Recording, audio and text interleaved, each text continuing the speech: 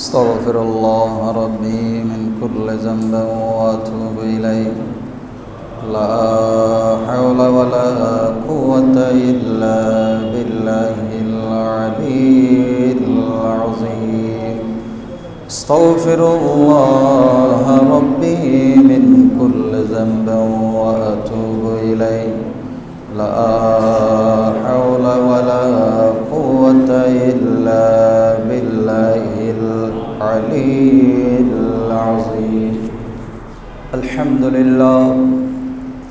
لله رب العالمين والصلاة والسلام على رسوله النبي الأمين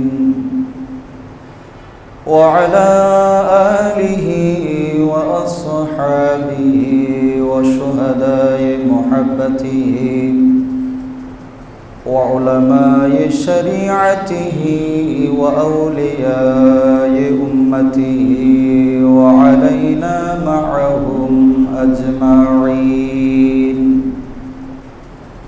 أما بعد فقد قال الله تعالى في شان حبيبه مخبرا وآمرا إن الله وملائكته يصلون على النبي يا أيها الذين آمنوا صلوا عليه وسلموا تسليما صلى الله على وآله وصحبه وسلم صلى الله على وآله وصحبه وسلم اللهم صل على سيدنا مولانا محمد وعلى آل سيدنا उनके दर से भी को पाते है सलातीन जहान बादशाह ने ज़माना है गदायान रसूल अल्लाहुम्मा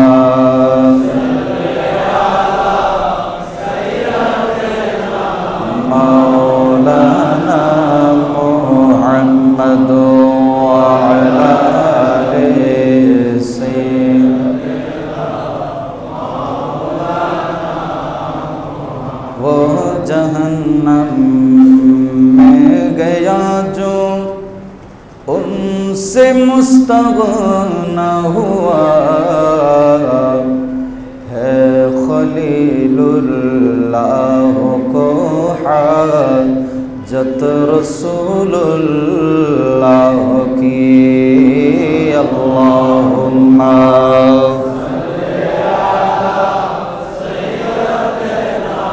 मौलाना मुहम्मद वअला आलि सय्यिदिना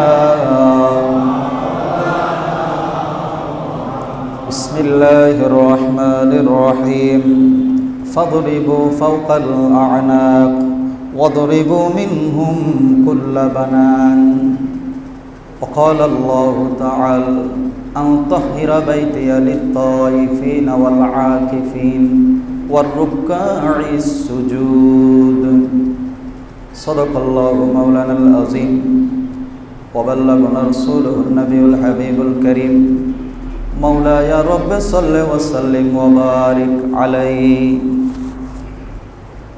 উপস্থিত পবিত্র রমজানুল মুবারকের এই ঐতিহাসিক জুমাবার যে জুমাবার মুসলমানদের প্রথম বিজয়ের দিবস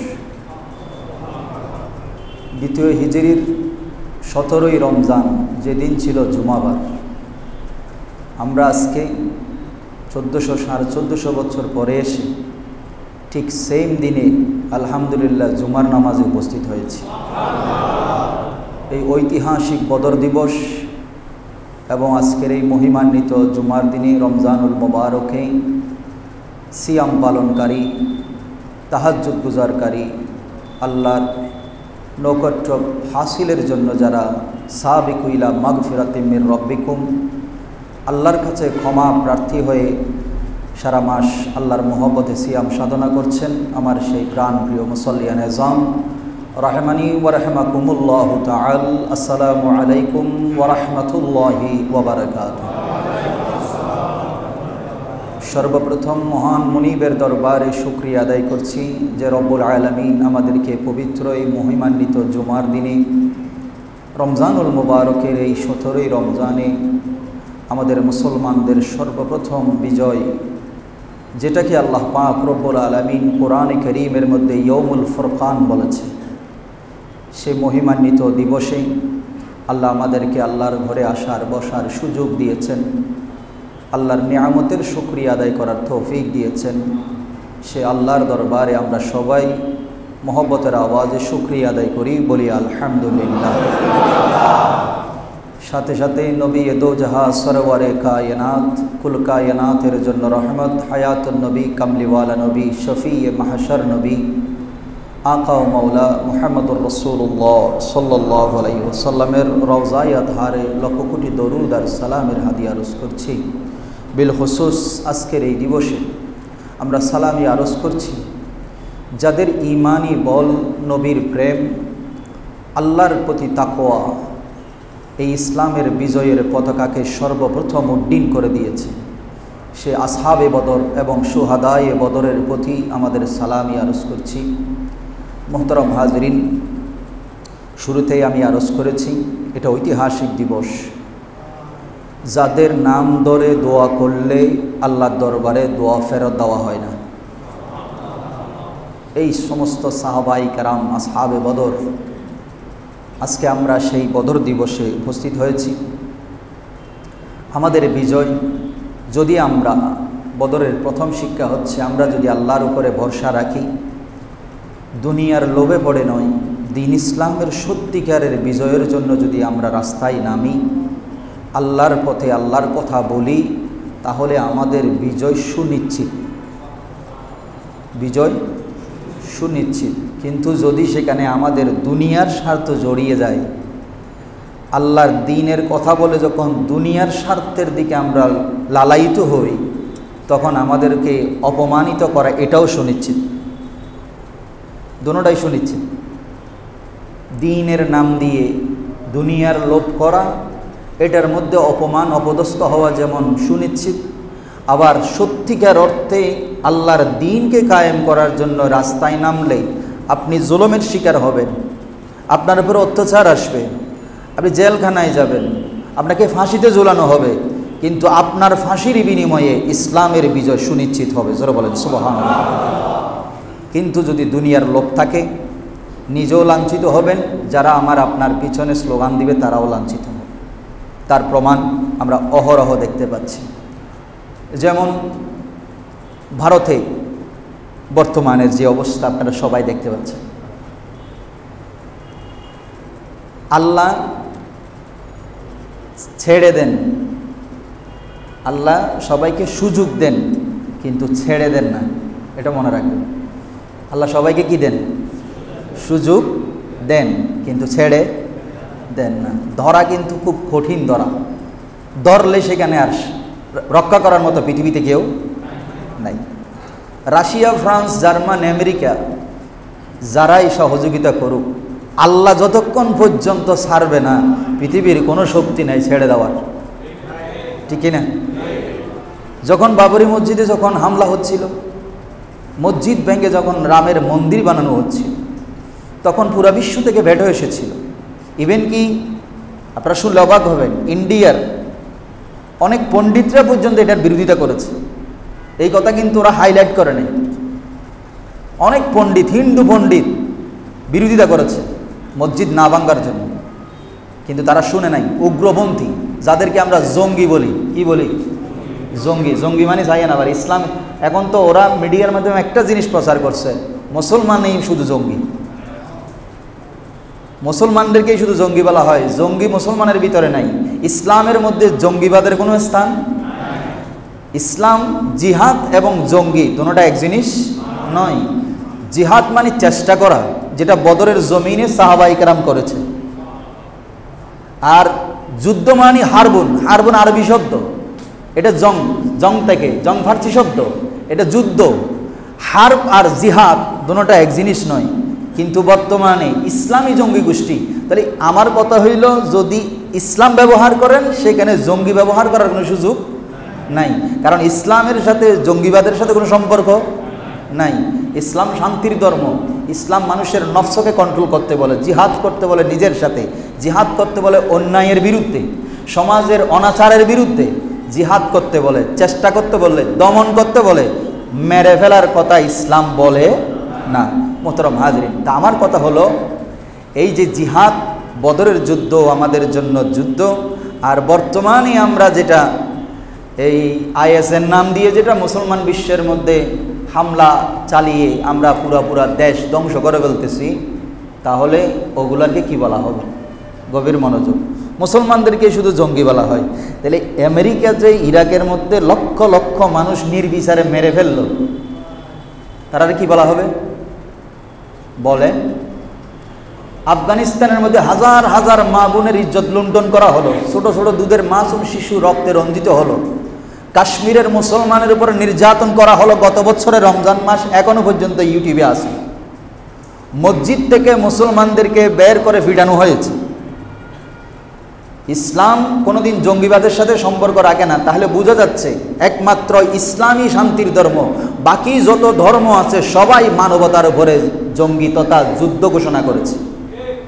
আপনি চিন্তা করে দেখেন, আমেরিকা যদি জঙ্গি হয়, 1 নম্বরের জঙ্গি হচ্ছে বাংলাদেশ। বিশ্বের মধ্যে 1 নম্বরের জঙ্গি হচ্ছে জর্জ ডব্লিউ বুশ, 1 নম্বরের জঙ্গি।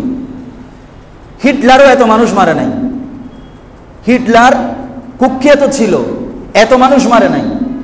বুশ, জর্জ ডব্লিউ বুশ যতগুলো মুসলমান নিধন করেছে নির্বিচারে, কোনো ধরনের কোনো ক্লু ছাড়াই নষ্ট করেছে পুরো দেশ। তো যাই হোক, আমরা ইসলামের বিজয়ের কথা বলি। ইসলাম আমাদেরকে শান্তি শিখিয়েছে, ইসলাম আমাদেরকে প্রতিবাদ করতে বলেছে। সুবহানাল্লাহ বলেন। ফেরেশতারা যুদ্ধ করতে জানে? বলেন, ফেরেশতারা যুদ্ধ করতে জানে? আজকে আমি আপনাদেরকে একটা নতুন তথ্য দিই। বদরের যুদ্ধের আগে ফেরেশতারা কোনো যুদ্ধের মধ্যে, এর আগে অনেক নবীর সাথে যুদ্ধ হয়েছে, কোনো যুদ্ধের মধ্যে ফেরেশতারা সরাসরি মানে মানুষের সাথে ঢাল তলবারি নিয়ে যুদ্ধ করেছে এরকম কোনো নজির ইতিহাসের মধ্যে নাই। একমাত্র সর্বপ্রথম আল্লাহ পাক রব্বুল আলামিন সরাসরি ইসলামের বিজয়ের জন্য ঢাল তরবারি দিয়ে আল্লাহ ফেরেশতাকে পাঠিয়েছেন কাফিরদের বিরুদ্ধে যুদ্ধ করার জন্য। জোরে বলেন সুবহানাল্লাহ। এটা হচ্ছে এই দিবস, এই 17ই রমজান বদরের প্রান্তরে। মোহতরম হাজরিন, অনেকগুলো শিক্ষা বদরের জমিনে রয়েছে। আল্লাহ রসুল চাই নাই, কারণ আল্লাহ রসুল যদি চাইতেন, মক্কার মধ্যে কাফেররা যখন এত নির্যাতন করেছে সাহাবীদেরকে, আল্লাহ রসুল তাদের সাথে তখনই কি করতে পারতেন? এই যুদ্ধ করতে পারতেন। আল্লাহ রসুল চাই নাই, আল্লাহর হুকুমে হিজরত করে মদিনায় গেলেন। মদিনায় একটি ইসলামিক মডেল রাষ্ট্র প্রতিষ্ঠা করলেন, শান্তির রাষ্ট্র প্রতিষ্ঠা করলেন, যে শান্তির বাণী পুরা বিশ্বে পৌঁছে যাচ্ছে। ওই সময়ের মধ্যেই মক্কার কাফেররা আবু জাহেল, আবু সুফিয়ান রাদিয়াল্লাহু তাআলা আনহু, আমি আগেই বলে রাখছি, তিনি মক্কা বিজয়ের সময় কি করেছেন? ইসলাম গ্রহণ করেছেন।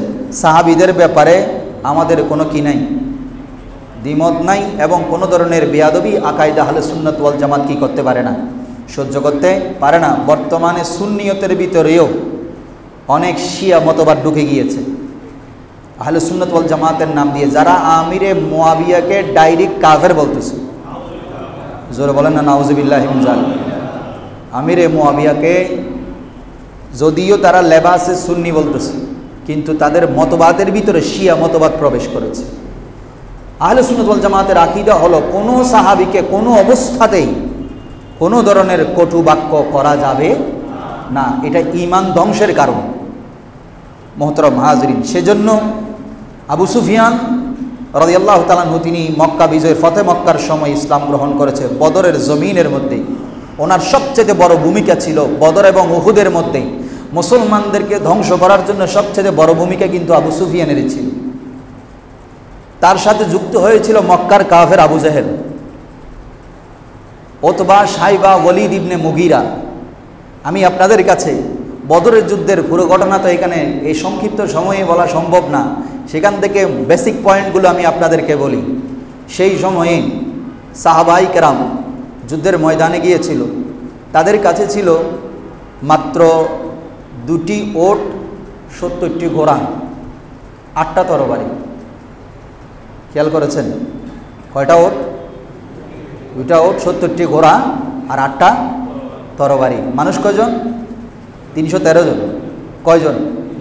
313 জন।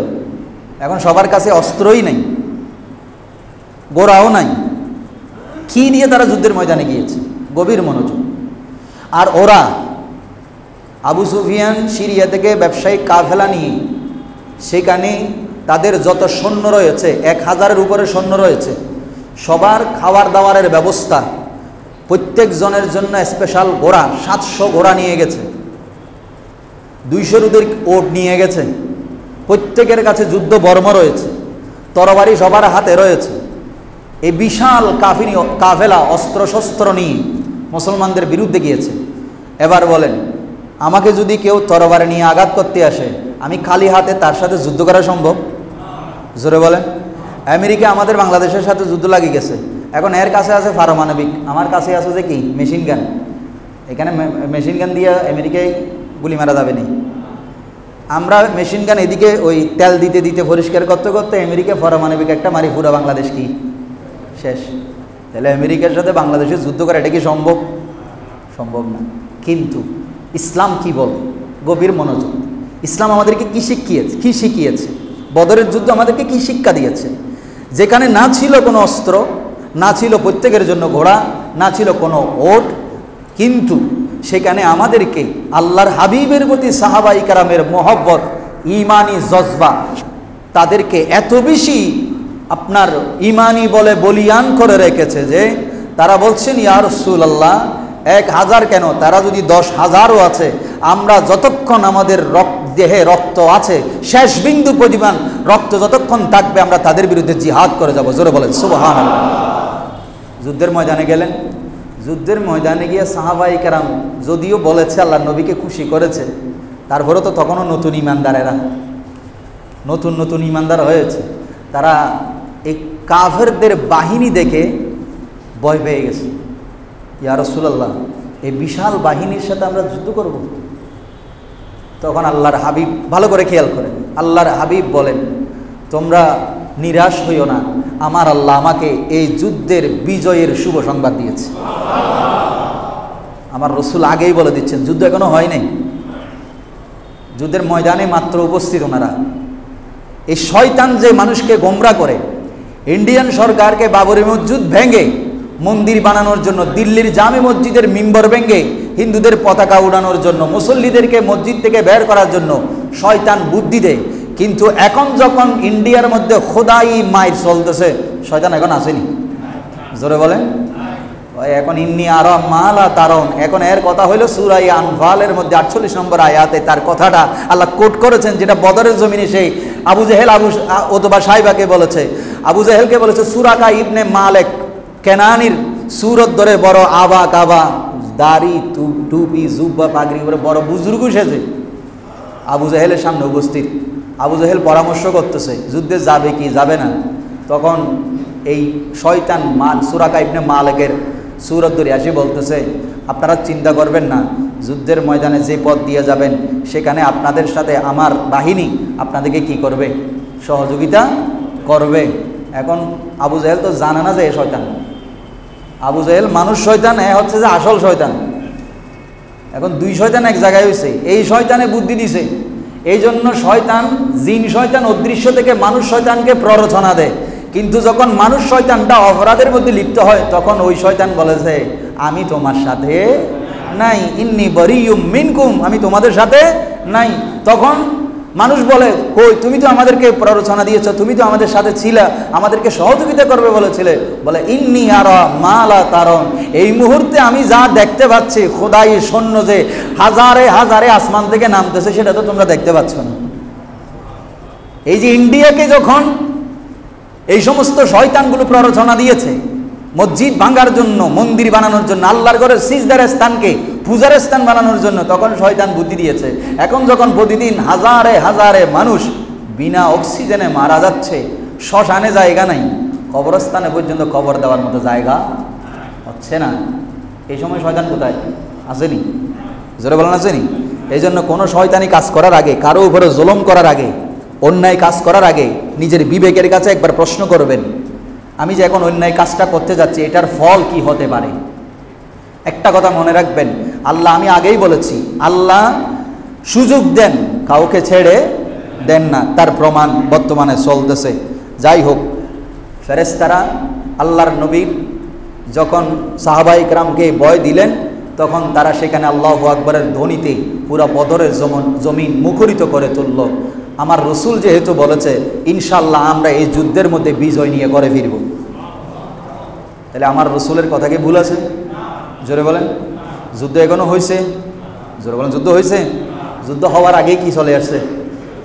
যুদ্ধ হওয়ার আগেই বিজয় চলে আসছে। সেজন্য আল্লাহ বলছেন, ওয়ালাকাদ নাসারাকুমুল্লাহু বিবাদরিন ওয়া আনতুম আযিল্লা, যখন তোমরা শঙ্কিত ছিলে, ভীত ছিলে, এই বদরের জমিনে গিয়ে কি দিয়ে তাদের সাথে যুদ্ধ করবে, আল্লাহ বলছেন, ওয়ালাকাদ নাসারাকুমুল্লাহ, আমি আল্লাহ অবশ্যই তোমাদের জন্য সাহায্যকারী, এবং আমি নিজে তোমাদেরকে সেখানে সাহায্য করেছি। জোরে বলেন সুবহানাল্লাহ।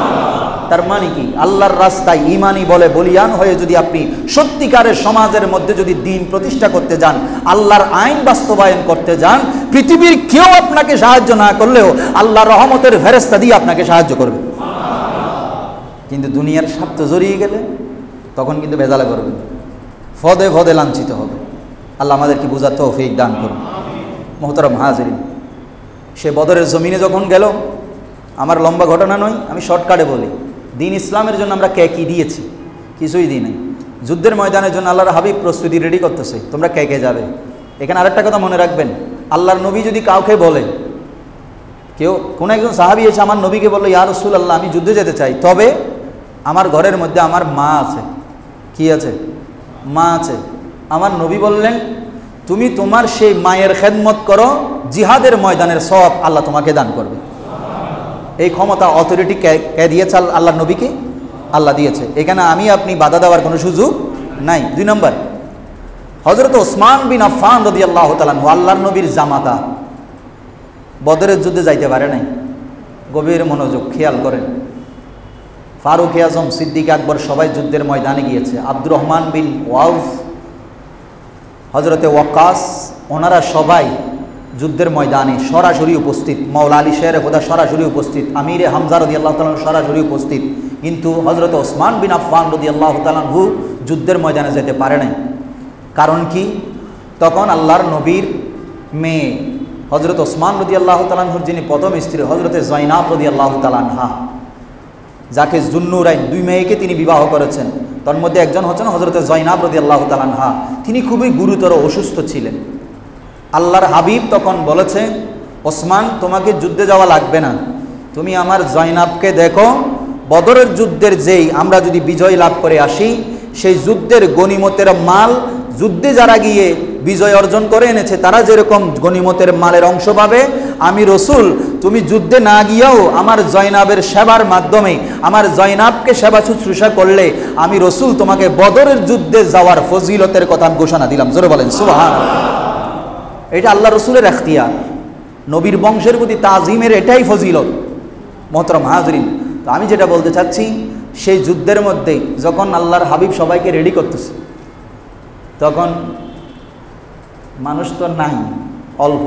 যুদ্ধের ময়দানে মদিনা শরীফের মধ্যে, মসজিদ নববীর পাশেই, তখন 2জন ছোট ছোট বাচ্চা আসলো, ছোট ছোট, যাদের নাম হযরতে মুআজ এবং হযরতে মুআওয়াজ রাদিয়াল্লাহু তাআলা আনহুমা। ছোট বাচ্চা, এক রাওয়ায়াতের মধ্যে 10 বছর, আর এক রাওয়ায়াতের মধ্যে ওদের বয়স 13 বছর। ওনারা দুজন আসছে দুজন ভাই, আপন ভাই। আল্লাহর হাবিব সাহাবায়ে কেরামকে যুদ্ধের ময়দানের অবস্থা সম্পর্কে একটু জানাচ্ছেন। তখন তারাও লাইনের মধ্যে এভাবে হাত দিয়ে দাঁড়াই আছে, ছোট ছোট বাচ্চা, দিন ইসলামের জন্য কিভাবে তারা ত্যাগ দিয়েছে। তখন আল্লাহর নবী দুই ভাইকে ডাকলেন, তোমরা দুজন এদিকে আসো, আমি তো কোনো ছোট বাচ্চাকে যুদ্ধের ময়দানে যাওয়ার কথা বলি নাই, তোমরা গিয়ে সেখানে কি করবা? এই অস্ত্র শস্ত্র সজ্জিত বিশাল বাহিনীর বিরুদ্ধে তোমরা কি যুদ্ধ করবা? তোমাদের যাওয়ার দরকার নাই। তখন একজন কি করলো, আল্লাহর নবী ডাক দিছে যখন, ওই বৃদ্ধাঙ্গুলির পায়ের উপরে মানে এমনভাবে দাঁড়াইছে যেন সে সাহাবীদের সমান হয়ে গেছে। মানে আল্লাহর নবীকে বুঝাইতে চাচ্ছি, ইয়া রাসূলুল্লাহ আপনি আমাকে ছোট বলতেছেন কেন? দেখেন আমি সাইজে কিন্তু ওনাদের সমান।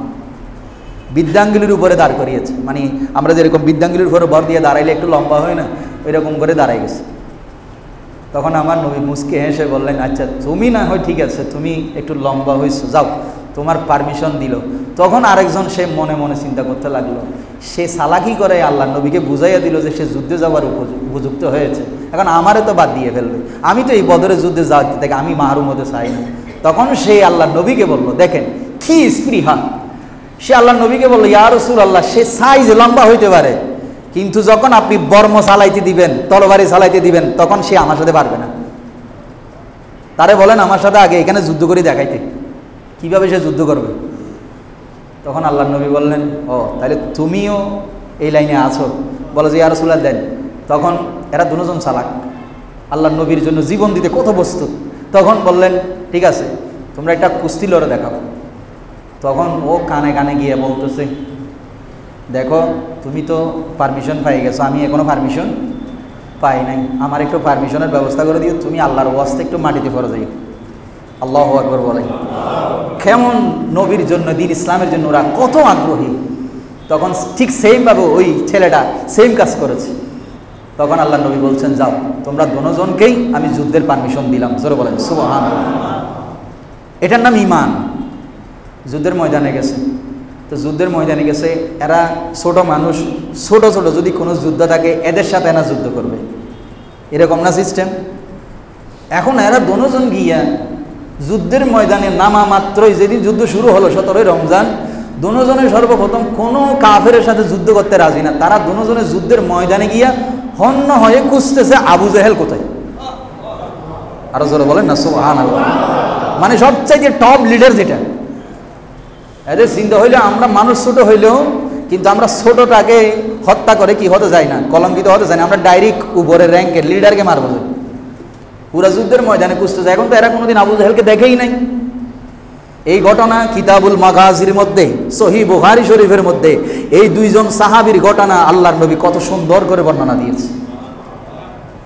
তখন এরা দুজন গিয়ে হন্য হয়ে খুঁজতেছে আবু জেহেল কোথায়। এখন আবু জেহেলকে তো চিনে না। তখন এক সাহাবীর কাছে গিয়া, হযরত ইবনে মাসউদের কাছে গিয়ে জিজ্ঞেস করলেন, আচ্ছা আপনি বলেন তো এখানে যুদ্ধের ময়দানে কাফিরদের আবু জেহেলকে? তখন ইবনে মাসউদ দেখাই দিলেন, ওই যে ঘোড়ার উপরে দাঁড়িয়ে পুরা যুদ্ধের ময়দান কি করতেছে, পাইচারি করতেছে, সৈন্যদের অবস্থা দেখতেছে, ও হচ্ছে আবু জেহেল। এখন এরা দুজন চিন্তা করতেছে, আমরা হচ্ছে ছোট, এ হচ্ছে বিশাল লম্বা, আবু জেহেল এত লম্বা, তার উপর আবার ঘোড়ার উপরে, আমরা দুজন তো ঘোড়াও তো পাবো না, এরা মারবো কেমনি? তখন বুদ্ধি আল্লাহ কুদরতিভাবে তাদের ব্রেনের মধ্যে ঢেলে দিয়েছেন। জোরে বলেন সুবহানাল্লাহ। তখন আল্লাহ পাক রব্বুল আলামিন এদের মাথায় এমন এক বুদ্ধি দিল, তারা খুঁজতে খুঁজতে গিয়া আবু জেহেলের ঘোড়ার কাছে চারিপাশে ঘুরতেছে, সুযোগ খুঁজতেছে। এখন লম্বা হয় নাই তো, মারতে পারতেছে না। অবশেষে গিয়া কি করলো, ঘোড়া যেটা আছে দুজনে কি করছে, ঘোড়ার পা কাটি দিছে। ঘোড়ার পা কাটি দেওয়ার সাথে সাথে ঘোড়া বসে গেছে। ঘোড়া বসে যাওয়ার সাথে সাথে দোনো ভাই, একজন সিনের উপরে একজন পায়ের উপরে উঠে বসে গিয়েছে। এখন আবু জেহেল তো প্রচণ্ড শক্তিশালী, এখন ওরে তো সহজে মারতে পারতেছে না। তখন হযরতে ইবনে মাসউদ দেখতে পাচ্ছে এই দুইজন বাচ্চা কোনো ব্যক্তির সাথে যুদ্ধ না করে ডাইরেক্ট আবু জেহেলের সিনের উপরে বসে গিয়েছে।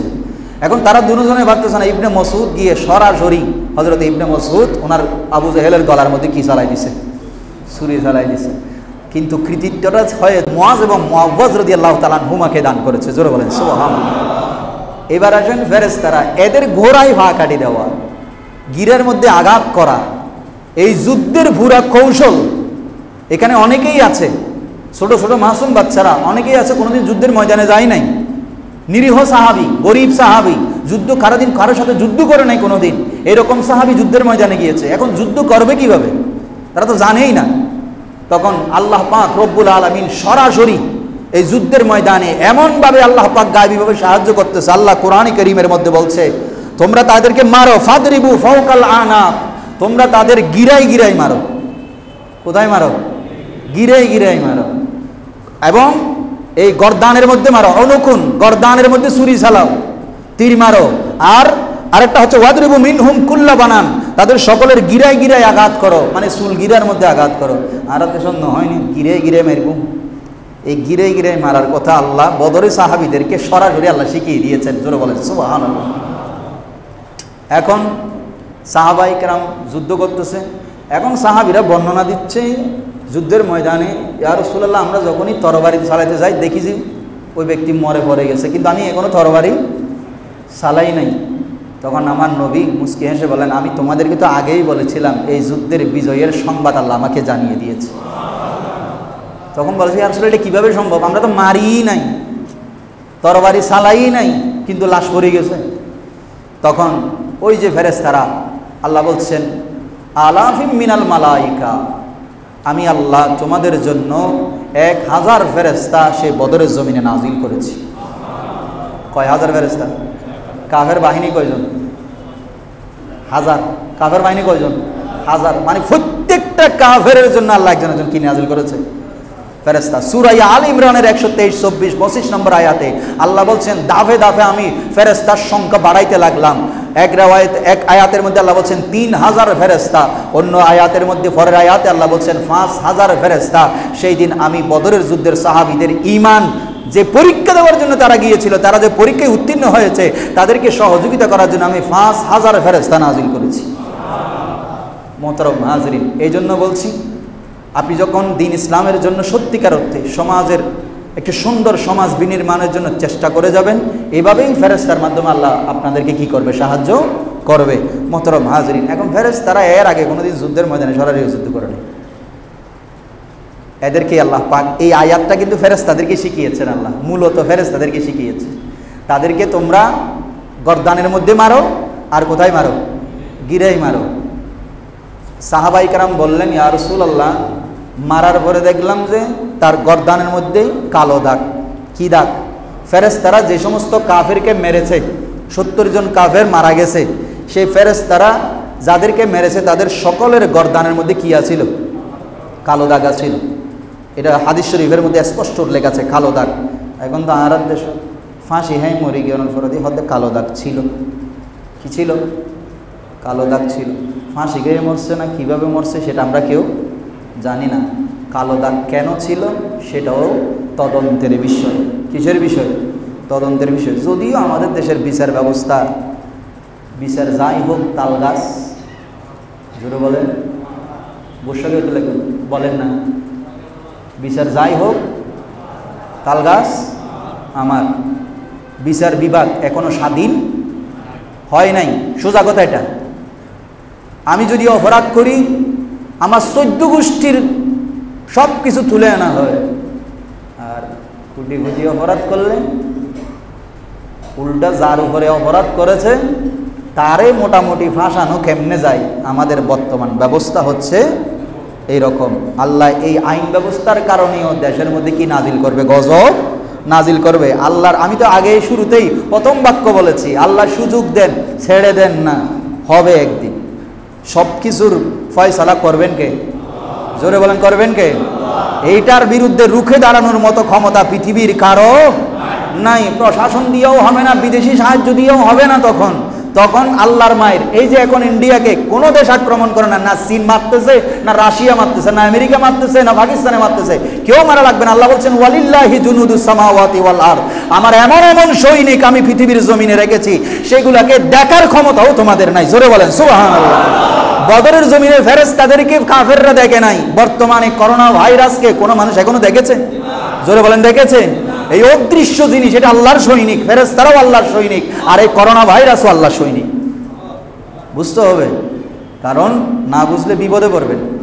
তাই আমি বলি সর্বশেষে, আমাদের যেহেতু টাইম শেষ, আমি শর্টকাটে কিছু কথা বলি। আল্লাহ রসুলের গায়েবের খবর বদরের জমিনের মধ্যেই অনেকেই বলেন রসুল এলমে গায়েব জানে, এটা বললে শিরিক হবে। আমরা বলি এলমে গায়েবের জাতির মালিক আল্লাহ, এটা আল্লাহ ছাড়া কেউ জানে না, আল্লাহকে কেউ জানাইতে হয় না, এটা আল্লাহ এমনিই জানে, আলিমুল গায়েব। কিন্তু আল্লাহর নবীকে এমন কিছু এলম আল্লাহ দিয়েছেন যেটা সৃষ্টি জগতের কাউকে দেয় নাই, ওটাকে এলমে গায়েবে আতাই বলে, যেটার প্রমাণ এই বদরের জমিনের মধ্যে। আপনি হাদিস খুলুন, আমার কথা যদি ভুল হয় মানবেন না, আপনি আমাকে কাফের ফতোয়া দিবেন, কিন্তু যদি শুদ্ধ হয় আপনি মেনে নেবেন, যদি না মানেন আপনি বেঈমান হয়ে যাবেন। এটা সহিহ বুখারী শরীফের মধ্যে স্পষ্ট হাদিসগুলো এসেছে।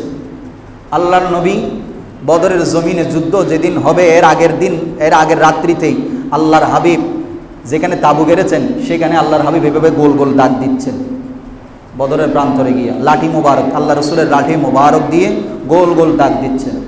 তখন বলছেন এখানে ওতবা মারা যাবে, ডাইরেক্ট আল্লাহ নবী বলছেন এখানে ওতবা কালকে এখানে মারা যাবে, আবু জেহেল এখানে মারা যাবে, সাইবা এখানে মারা যাবে, ওয়ালিদ ইবনে মুগিরা এখানে মারা যাবে।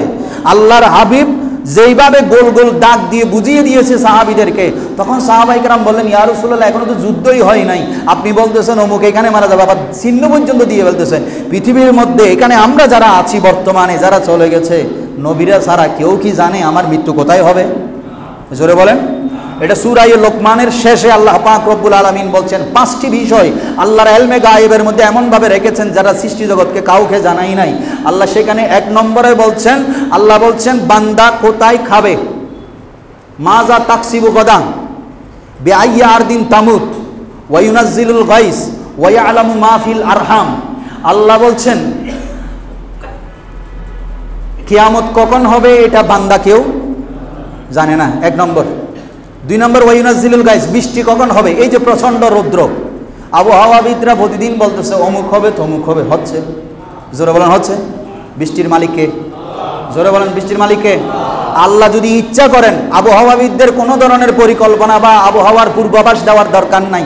আল্লাহর যদি এখন ইচ্ছা হয় যে এখানে এই প্রচণ্ড রোদের মধ্যে এখনই ইচ্ছা করলে আল্লাহ কি দিতে পারে? বৃষ্টি। এই ক্ষমতা কার? হ্যাঁ, আল্লাহ বলছেন বৃষ্টি কখন হবে জানে না। এরপরে মাজা তাকসিবু গদা, আপনি কোথায় খাবেন, কি রিজিক অন্বেষণ করবেন, কোত্থেকে পাবেন, এটা আমি আপনি কেউ জানি না। 4র্থ নম্বর আল্লাহ পাক রব্বুল আলামিন সবচেয়ে বড় কথা, বিআইয়ি আরদিন তামুত, এখানে যারা আছি কেউ কি বলতে পারবো আমরা কোথায় মারা যাব? জানি না। বিআইয়ি আরদিন তামুত, মারা যাবো কোথায় জানি না। কিন্তু বদরের জমিনের মধ্যে আল্লাহর রাসূল ইলমে গায়েব দিয়ে সবাইকে বলে দিচ্ছেন, সাহাবীরা শোনো, আগামীকালকে ওতবা, সাইবা, ওয়ালিদ ইবনে মুগিরা, আবু জেহেল এখানে মারা যাবে, চিহ্ন দিয়ে রাখলাম, কালকে দেখিও।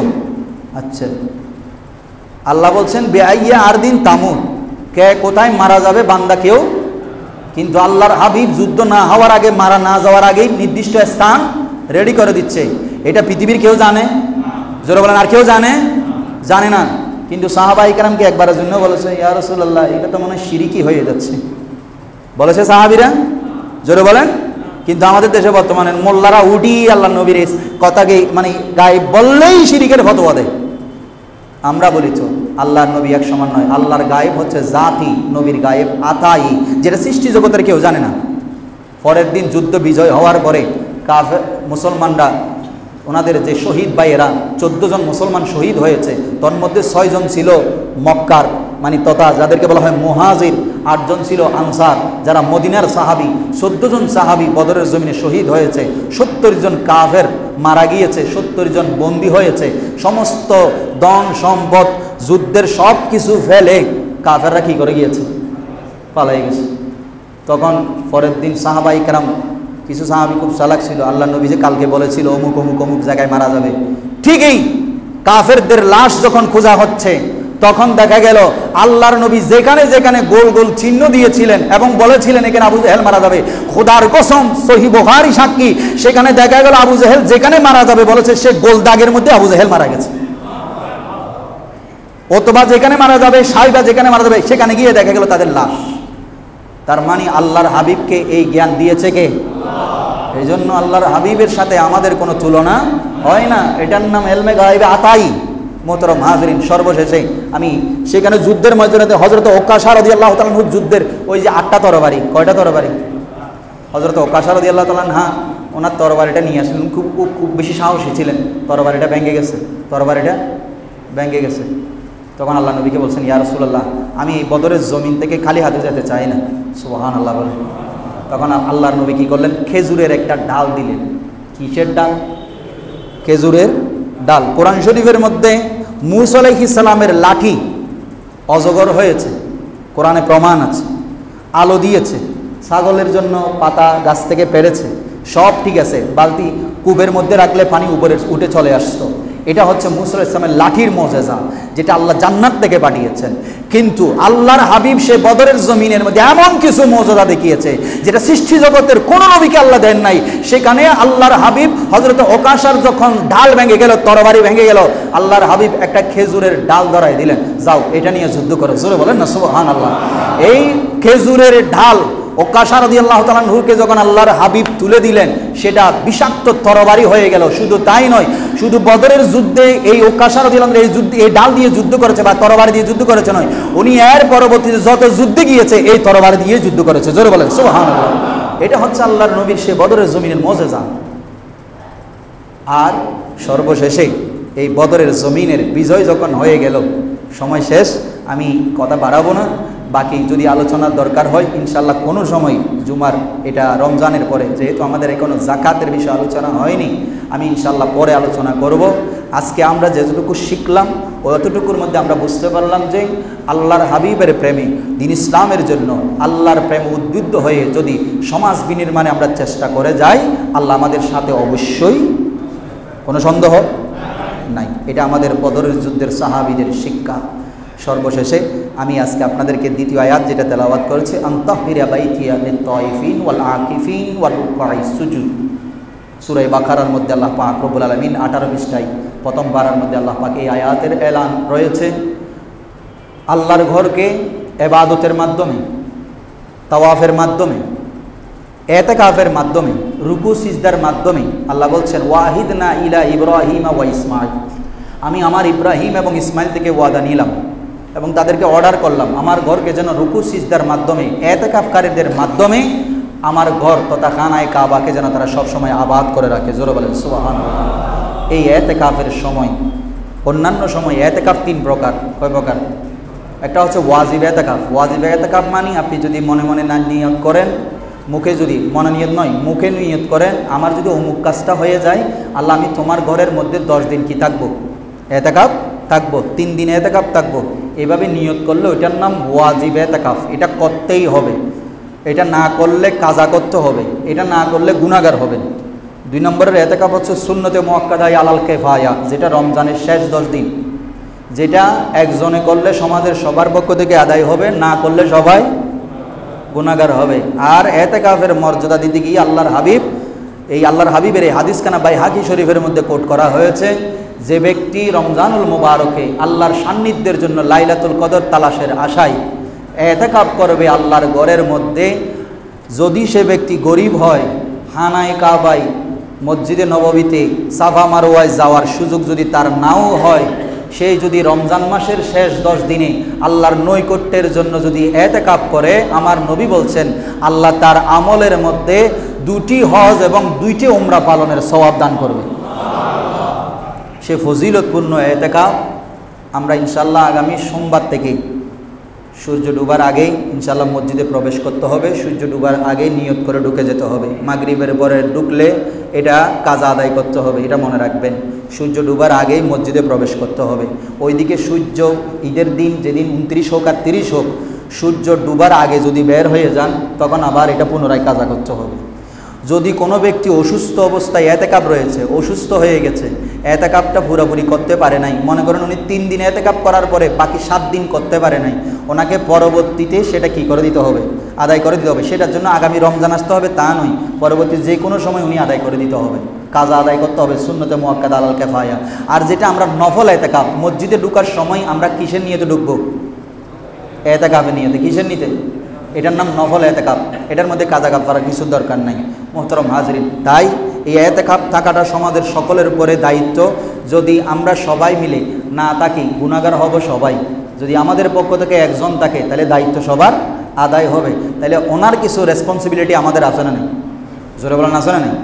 এত বড় একটা দায়িত্ব যিনি কাঁধে নিচ্ছেন, ওনার প্রতি আমাদের একটা রেসপন্সিবিলিটি আছে, ইমানি দায়িত্ব আছে।